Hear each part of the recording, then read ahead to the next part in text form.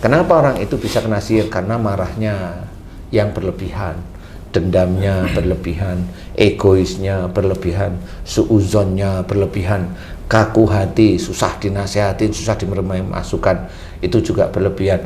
Ya dapat. Nah, itu menjadi entry point untuk masuk iya, sihir. itu menjadi jalan untuk masuknya sihir.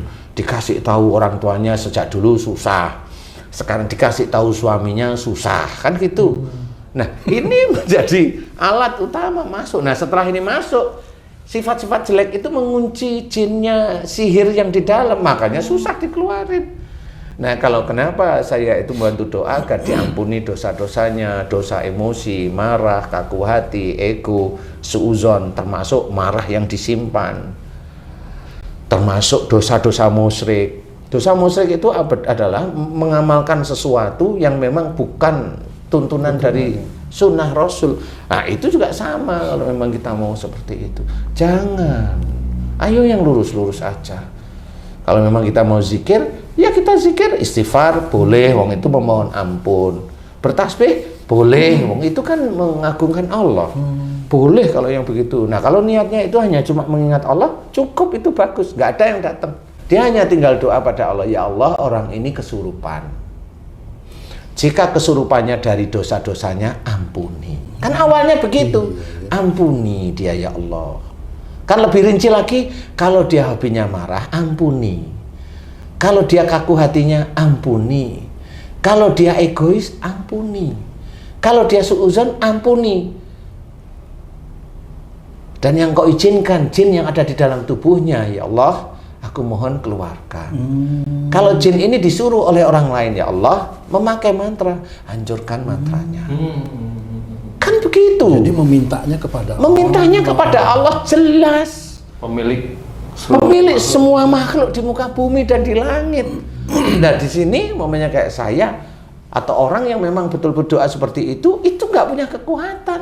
Dia hanya serahkan kepada Allah. Itu bertawakal pada Allah itu begitu. Bukan yakin dengan bacaan. Nah, itu berarti Tuhannya ya bacaan itu sebenarnya. Walaupun itu yang dibaca ayat-ayat Quran. Ya, berpikirlah sendiri yang paham. Berpikirlah sendiri. Allah itu Tuhan kita Allah. Quran itu petunjuk. Ampuni dosanya, ampuni dosanya.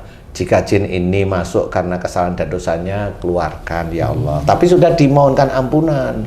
Karena urutannya harus syar'i. Orang yang sakit berarti dia ada dosa.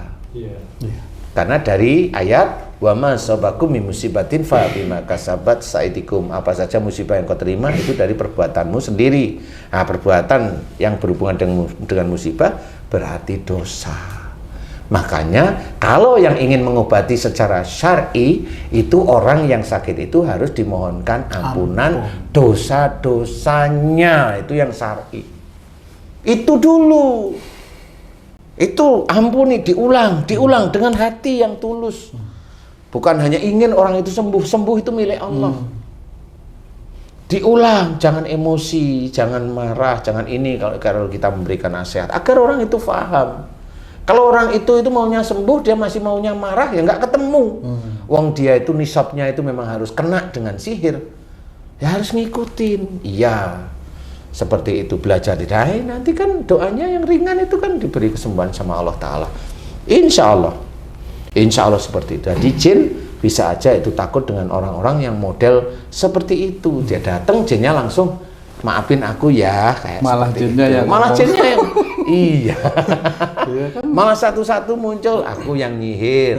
Oh iya, aku ilmunya. Iya. Mau apa kamu? Aku mau dikeluarin aja. Iya. Benar itu. Kalau ditanyain lah, dulu kamu sering dibaca-bacain keluar enggak? Enggak. Kan gitu, dia ngomong sendiri.